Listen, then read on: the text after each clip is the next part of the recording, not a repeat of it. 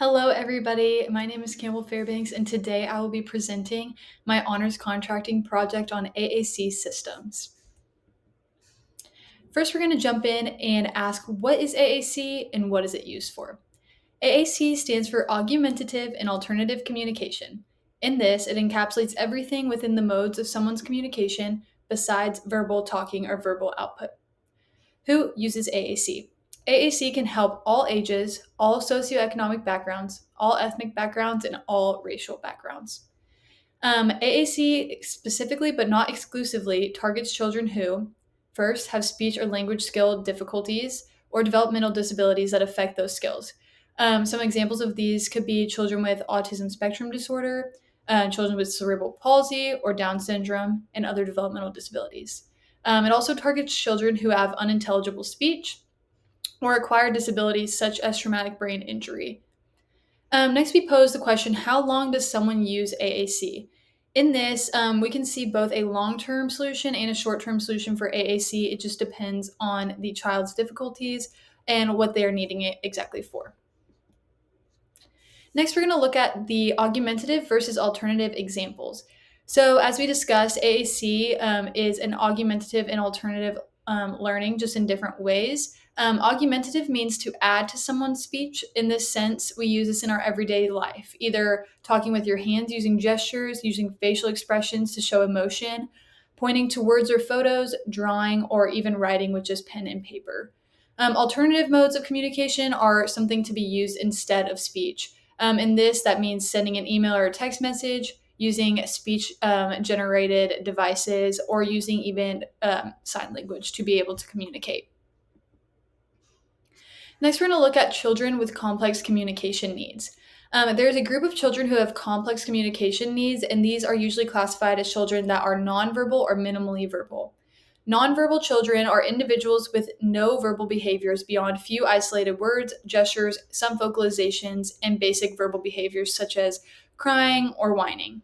Minimally verbal children are individuals with slightly more advanced level of skill in communication. They have some more words than nonverbal children do.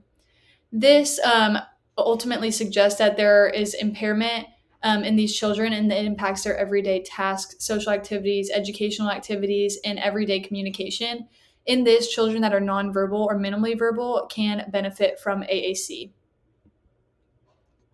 This is a quote from a book that I took, and it says, recent estimates have suggested that approximately 5 million Americans and 97 million persons worldwide may benefit from AAC to enhance their communication and increase their participation in their communities. This quote really stuck out to me when reading through this citation. It was more like at the beginning of this project, had no idea how AAC impacted children, how many children had used it. I'd seen in personal experience a couple of individuals, but didn't realize that 5 million Americans and 97 million persons worldwide, although our population is so huge, this is a large chunk of it. And for people to be able to use this and have participation in their communities with an alternative mode of communication is just so necessary.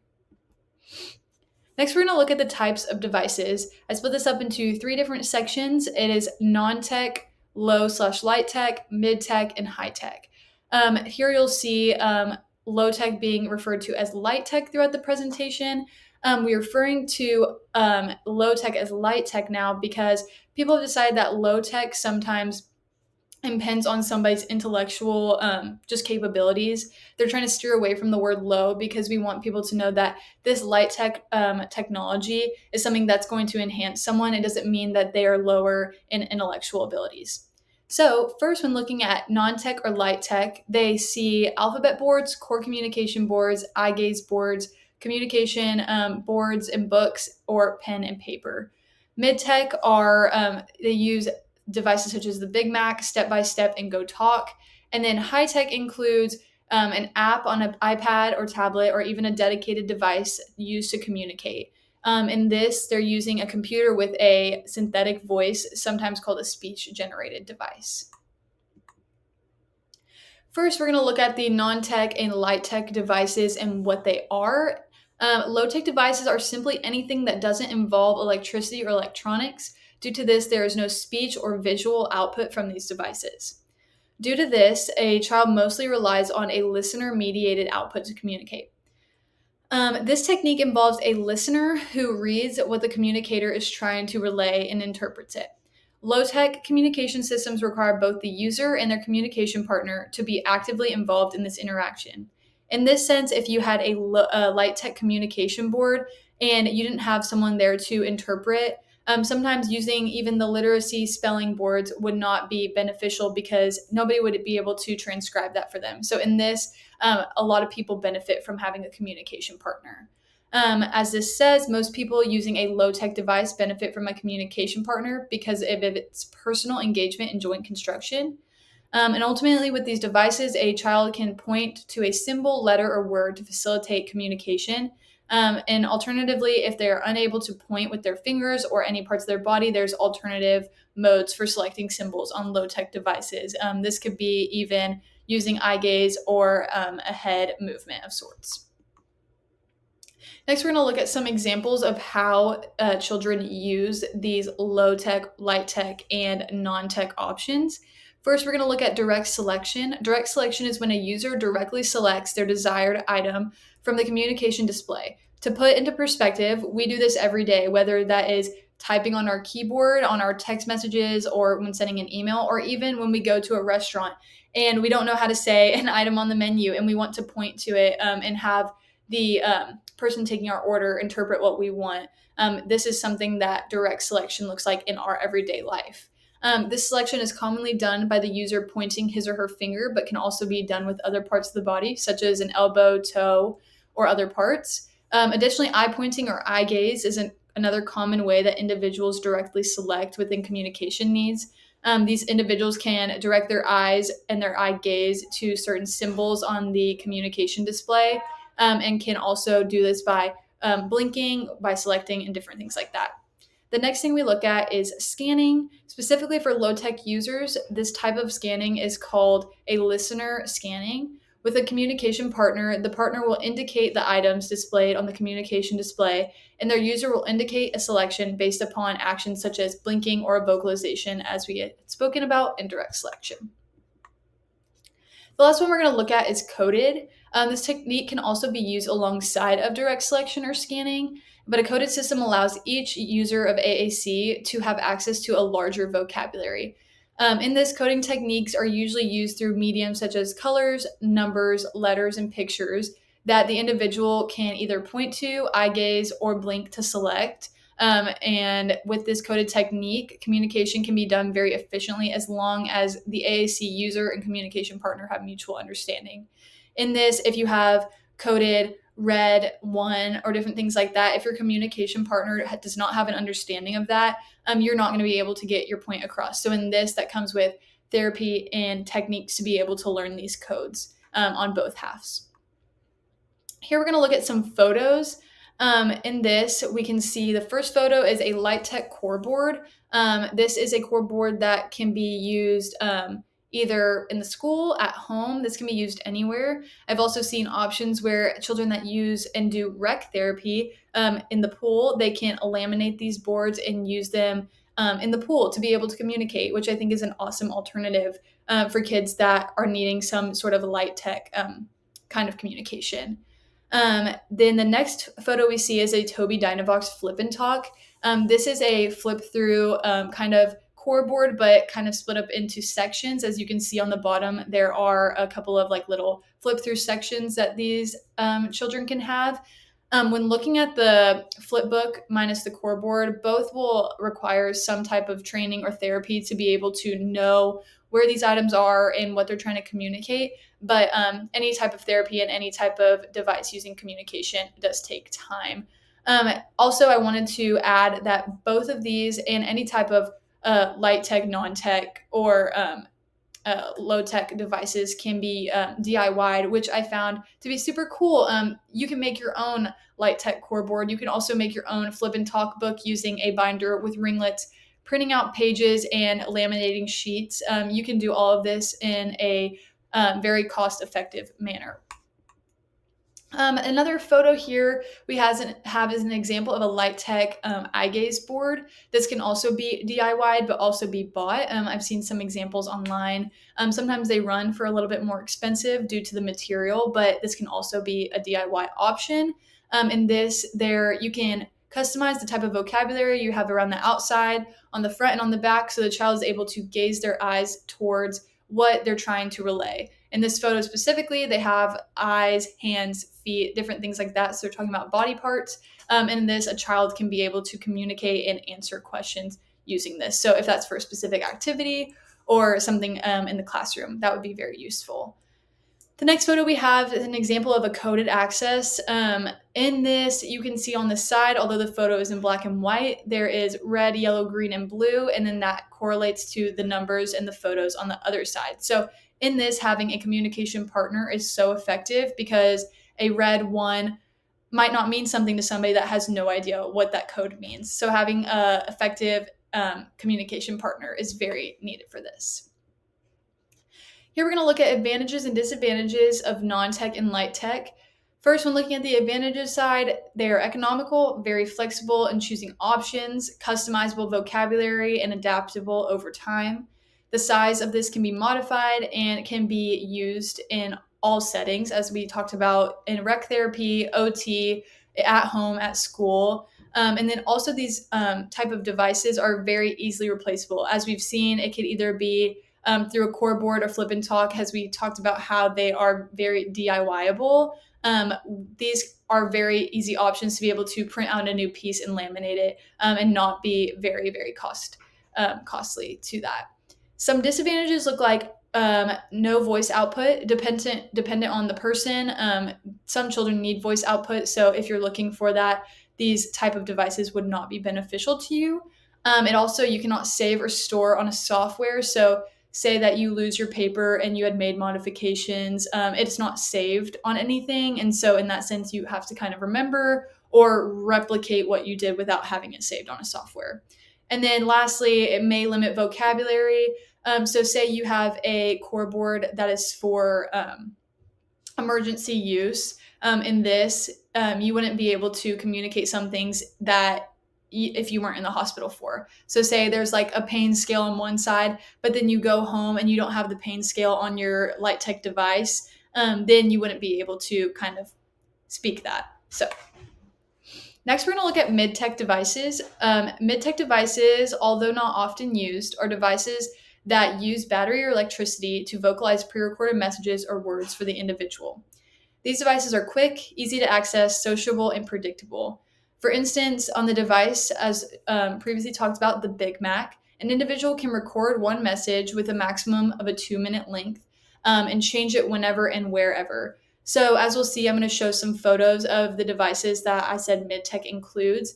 In these, sometimes the pre-recorded messages don't work well in every setting. Say you're at an activity and you have already pre-recorded a message, but you need to say something else. The unfortunate part about this is that although you can re-record, you are sometimes only able to have 1 or 2 messages on these boards. Here are some photos. The first photo is the Big Mac. So in this, children that have just aren't very as efficient in their fine motor skills, they're able to use this a lot better, as in like a big red button rather than multiple tiny vocabulary cells on a high-tech device. The Big Mac offers one message, as we talked about, maximum of a 2-minute message. The middle photo is a Go Talk board. As you can see, the paper on the side can be taken in and out. This also has vocal output. So in this photo specifically, there's apple juice, orange juice, cranberry juice. If a child were to press or kind of press on the photo, it would have that vocal output of what that is. And so you can change it due to what you're learning about. But also you would have to have these sheets with you in accordance to what the activity is. And then the last photo is a step-by-step. It looks about the same as a Big Mac, but has multiple message options when changing out the buttons. Some advantages and disadvantages of mid-tech devices. Some advantages are that it has voice output. In this type of mid-tech range, individuals are allowed to and can greet others, ask questions, and then they can also gain attention by using these.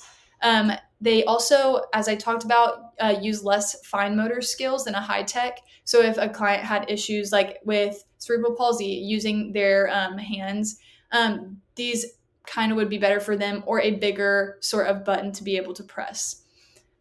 Next, we look at the disadvantages. So disadvantages are that the words must be pre-recorded. This imposes limitations on vocabulary and utterances for the child. So say you're at a friend's birthday party and your button says, "Happy birthday, we love you." If they wanted to say, "Can I have a piece of cake?" With the Big Mac, they're unable to do this because they've already recorded their message, "Happy birthday." And then lastly, we see that they're a little bit more expensive than light tech, and they can also be broken. So say a child is pounding on the button, a child drops it, different things like that, the vocal output, and since they do use batteries, it can die, it can be broken.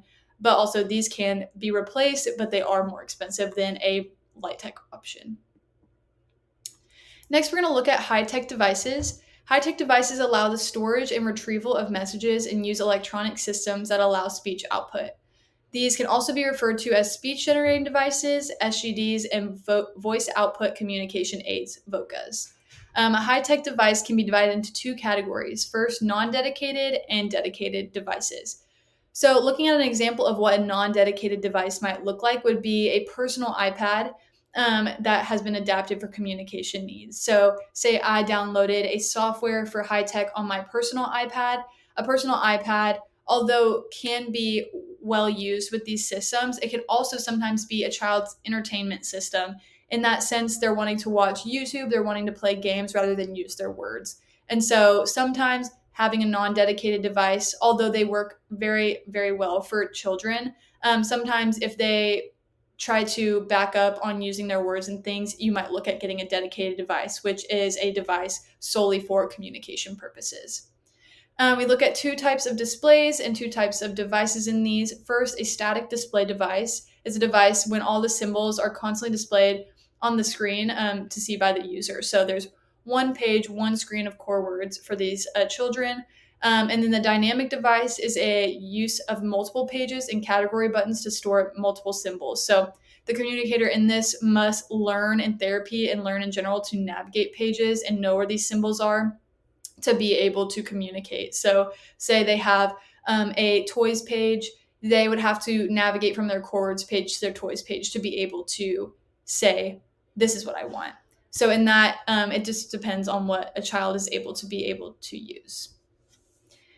Here we're going to look at language systems. So in this, I'm going to give a couple of examples of primary language systems that I've seen used in high tech. This software can be either used on iPads or sometimes dedicated communication devices, depends on the software. So a specific access method will depend on the communicator and the skills that they possess. So some methods include a direct selection with a body part or a laser pointer. So that's either pointing or tapping or even a laser pointer. An adaptive mouse, joystick, or switch.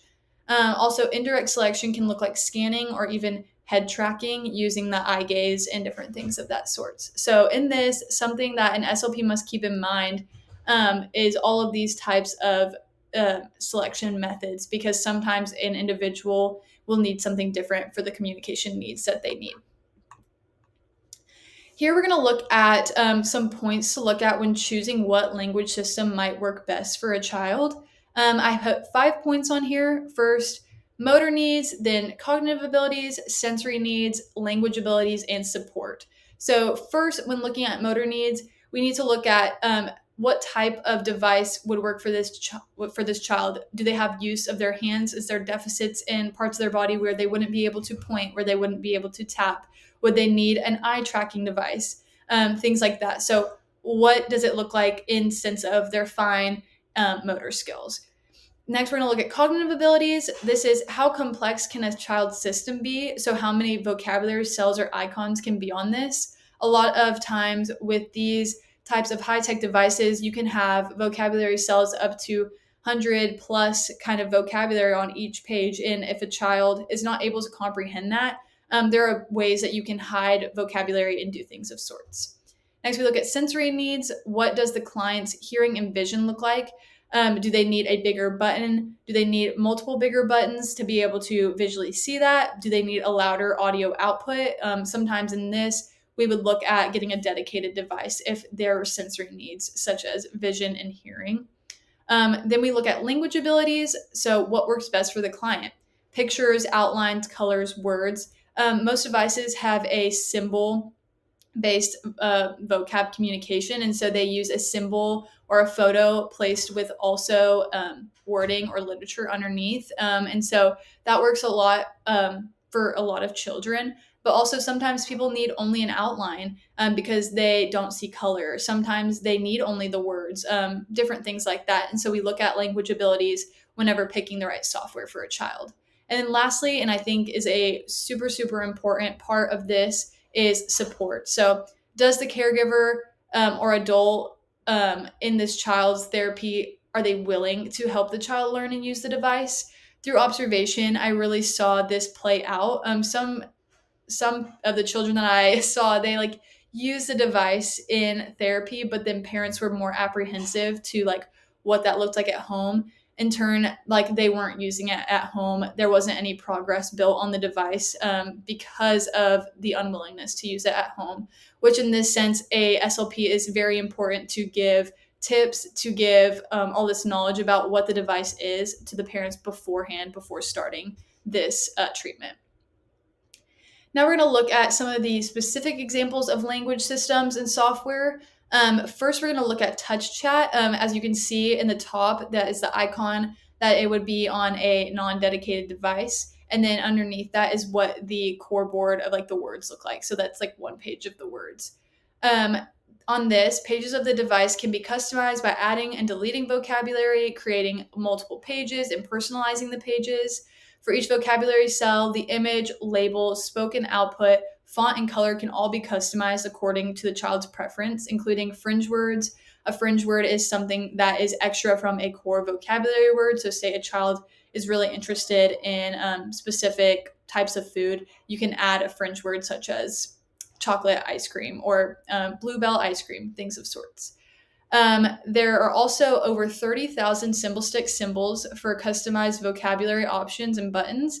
And you can also take personal photos with a built-in camera. So say they have a favorite stuffed animal, you can take a photo of that and put Mr. Kitten. You can do things like that. And so they have a button that regards to things that they are using in their everyday life.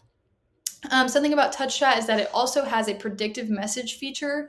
This allows for words to be found in one or two button presses when building sentences. So say I press I, it will come up with a predictive feature that I would want to say I have, I want, I need. Those will come up so the child's able to build utterances and learn how to do those in a predictive manner. There's also many different vocabulary options. The most popular within touch chat is word power. It offers many different grid sizes, which means how many vocabulary cells are per the page. These grid sizes can span from either 25 or less words on a page to 140. So in this, it helps children of all needs.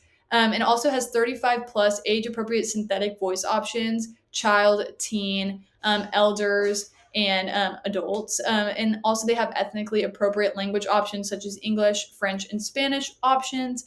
And these also come on dedicated devices known as the Nova Chat 8 and 10. Next, we're going to look at Proloquo to Go. Proloquo to Go has a variety of grid sizes from 9 to 114 buttons per page, and it also has 23 pre-programmed button layouts. Although there's 23 pre-programmed button layouts, you can make these button layouts however you want and customize them to the child. They have more than 27,000 symbol stick symbols available, so that means the photos that are available you can switch and change out. You can also hide and reveal buttons to address a child's progressive language. So say they're only working on the words I, want, and more. You can hide every single button on the device besides those, but those buttons stay in the same place. In this, a child is able to progress in their language because their buttons aren't moving around constantly. They're always going to know where I, want, and more is. And when they add more words, those buttons stay in the exact same place. So in this, it allows for customization, also to add fringe words, match one's talking style, and add photos of your own. It's also available in English, Spanish, French, and Dutch, and supports bilingual use. And then additionally, there's over 100 free adult and children voices to choose from. Unfortunately, Prolo Quote to Go is only available on an iPad or tablet and not on a dedicated device. And so in this, you would have to get a device and download the software instead of getting a dedicated device. Next, we're looking at LAMP, Words for Life. LAMP stands for Language Acquisition Through Motor Planning and is made for children as early as beginning communicators to individuals with advanced language skills. With core words on the first page, a vocabulary is symbol-based, but paired with text to enhance literacy. So in this sense, we have a photo of a dog. It's also going to say dog. And so in this, children are being able to work on their literacy skills while also looking and comparing symbols and being able to communicate based off of that. Vocabulary is also organized in an association-based way, and I thought this was a really cool part about LAMP Words for Life. So as I was talking with the SLP that worked at Able Tech, she was telling me that through the core word off, it is associated with body parts. So it says off, and then there's a bunch of different scattered body parts. And you would wonder, I wonder why it says that. But in this, it's referring to and associating to Mr. Potato Head, where we take off Mr. Potato's head's body parts. And so in that, I thought it was really cool also teaching kids a lot about association-based communication. So also LAMP allows individuals to speak through a unique and consistent motor pattern, meaning that when they use a single word, language is learned in a developmental progression to eventually build sentences. It also allows for custom vocabulary, and it's available in dedicated devices such as Accent 800, 1000, and 1400. You'll hear me say these numbers and letting you know what they mean. A Accent 800 would be a smaller device, and an Accent 1400 would be a bigger device. It all has to do with the sizing of the device. Lastly, the software we're going to look at is TD Snap. TD Snap is made by Tobii Dynavox and most commonly used as in their core first or motor plan ways. TD Snap has various grid sizes that allow communication to grow as children grow. TD Snap motor plan system also comes in 3 grid sizes such as 30, 40, and 66. TD Snap is organized by core words, topic words, and allows organization of fringe words and for more precise organization and communication. So as you can see in the photo presented on the side, there are folders that say more things, places, descriptors, things like that. So in that, you can press on and you can allow organization of fringe words on there. So how we talked about the food and things like that, those will be in the food and drink category. The vocabulary is also grouped to be found in 3 or fewer navigations. This is allowing children to build utterances. And so say, I want to say, I can, and then actions, you press the action button, and that you can get into 3 or 4 fewer navigations through the device. It also includes an on-screen keyboard for emergent literacy skills. So say that you are wanting to learn through your device how to spell and type, they do have a communication keyboard option. And then children can kind of spell things out and then press speak and it will speak for them. There's also customization and vocabulary and symbols as in all other devices. It's available in English and Spanish and supports bilingual individuals. When looking at the advantages and disadvantages of high-tech devices, some advantages are that synthesized speech allows for any word to be produced in a variety of languages and volumes. In this, like the dedicated device allows language output to be louder, but also the synthesized speech allows for many different types of voices for these kids and also many different types of language options. It stores thousands of words, meaning it has a large vocabulary repertoire, and also allows vocabulary cells to be changed based on an individual's language goal. As we talked about, you can hide and delete. You can add different types of vocabulary cells very easily. And so in this, you can change based off of the individual's language goals. So say at first they're only wanting to use 4 or 5 words, and then eventually once they continue to use it in practice, they can have 14 words. And so in this, it's easy to change the vocabulary created upon the child's goal. It's also an advantage because utterances of any length and complexity can be created. So how we talked about in multiple clicks, you can make utterances, and you can also make as long as a sentence as you want. Just depends on the child's complexity. And then lastly, another cool advantage that I thought I would add was what we talked about, word prediction. In this, it can help a child with just predicted language and helping them build utterances, just kind of through a different mode of communication. When looking at disadvantages, ultimately, we always see that in terms of high tech, whether you're using an iPad or a dedicated device, they can break, run out of battery, you're out of the house and you can't charge it. In this, you won't be able to use the device. And so that is a disadvantage of these devices.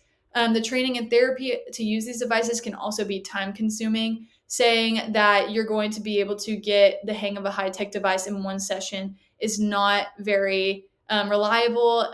We see that children begin to use them and then it takes even years to be able to master, or sometimes they don't even master before they're not using the device anymore. So in that sense, it can be time consuming.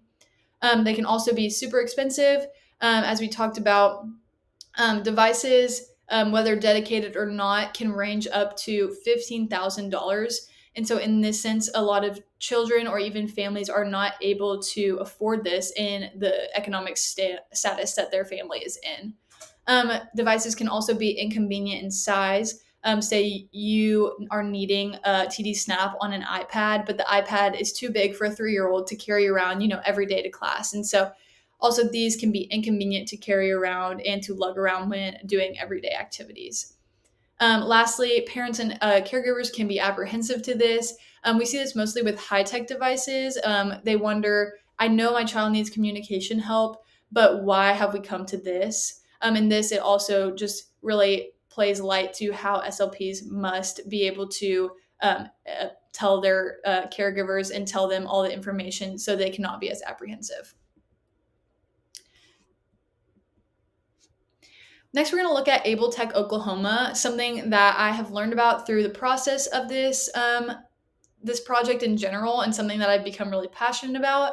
Oklahoma Able Tech is a statewide resource funded by Administration for Community Living of the U.S. Department of Health and Human Services. It is made possible through the Assistive Technology Act of 1998, and it was also reauthorized in 2022. Able Tech does a lot of things, but the short-term device loan inventory offers almost 5,000 various devices in various assistive categories. So Able Tech does not only offer assistive technology for communication, but also assistive categories such as in the kitchen, in your home, in your everyday life, also going out to work and different things of that sort. So being able to rent these devices, it makes a lot of change for individuals. And then also wanted to add that Able Tech is right on OSU's campus where we're located. It's on 1514 West Hall of Fame in the OSU Sarantine Wellness Center. I went there for a tour and personally had an awesome time. And so going to that and realizing that this is right on our campus, it's such an awesome resource that we need to be more aware of. We're going to look at what Able Tech offers. They offer device demonstrations, device reutilization, digital accessibility, financial loans, and device loans. And so in this, as we talked about, pricing of high-tech AAC is very expensive. In this, you can loan out a device for a shorter amount of time, but also for a lower cost. Financial loans also to help get these people kickstarted. And then device reutilization, you can get a kind of used device and be able to use that. And then also if you go in, they will demonstrate and help you pick what device works best for you and your child. Next, I wanted to add in here Able Tech's mission overall. Their mission is to improve the lives of all Oklahomans by providing assistive technology, devices, and services, financing opportunities, digital accessibility services, and advocacy and education. I thought their mission was just so beautiful in the sense of everyone deserves to use communication, and by them making this accessible for people that might not be able to afford it, just really means a lot to me through being able to learn about this and see how important it is for children. Next, we're going to move on to the observation findings that I had to give a little bit of context over the course of this past semester. For this project, I was tasked with observing children who used AAC devices of all kinds, whether that was non-tech, light tech, or high tech in the clinic setting. After 20 plus observation sessions and about 10 hours of observation, I am able to present to you some of the things that stuck out to me and that aligned with the research that I just shared with you. So first, we're going to address the first question we came to was who uses AAC? Through my observations in the child population in the clinic setting, I found that AAC is primarily used by the population of the minimally and nonverbal children, as we talked about in class and also through research. Some developmental genetic disorders I observed during AAC observations were autism spectrum disorder, cerebral palsy, expressive receptive language disorder, childhood apraxia of speech, and also a rare genetic disorder called XQ28. When observing, many children were very new or trialing devices in the clinic that I observed in. So, when they were doing this, they were trying to gauge if getting or renting a device for personal use in everyday life would be beneficial to the client.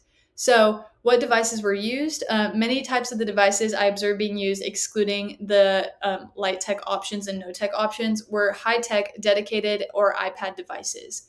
In the clinic I observed in, the majority of the children that used these devices use the software TD Snap. But when talking with SLPs, learned that a lot of software is determined primarily on the child's needs, but also sometimes the SLP's preference. In this, if they've been working with this type of software for a long time and has seen it to work over and over again, sometimes SLPs will start out with the one they're most comfortable with, and then if that doesn't work, they will retrial for a different one. Children are also assessed by a team of people. We talked about this in class, but also just additionally, we have to go through many, many people and many, many trialing sessions to be able to see what works best for the child. Also, dedicated devices, as we talked about, communication solely devices. When I noticed these, they were primarily using them for children who needed extra modifications in either visual, hearing, or even in the sense eye gaze. You have to have a dedicated device that senses your eye tracking. What does the usage look like? Upon observation, SLPs use therapy to orient the child with the device as well as identify emotions, express basic wants and needs, request items, request help, and more, identify and define common objects and colors, make choices between items, make 1 to 3 word utterances, and understand spatial concepts such as prepositions. Observing children new to the device or still learning in therapy, I watched the SLP use many modes of modeling, pressing the vocabulary, or even guiding the children's hands or focus when using eye gaze. So, in this, I watched and observed a child that had cerebral palsy. Her device was very minimal in the sense she used a yes and no button. In this, although her hand kind of fine motor skills were deficient, the SLP worked a lot on trying to get a two-hand press on top of the yes or on top of the no. And so in this, they worked a lot with modeling, saying yes and no and different things like that. Children are also able to work on verbal communication while using AAC. In sessions, many children that were minimally verbal that were using AAC were able to work on their verbal output as well as their AAC communication in the sessions, which is allowing them to work alongside and sometimes maybe making AAC not a long-term choice for them. Some extra findings that I wanted to share were upon speaking to SLPs, it was brought to my attention that the process of getting a device requested and approved is a lengthy process.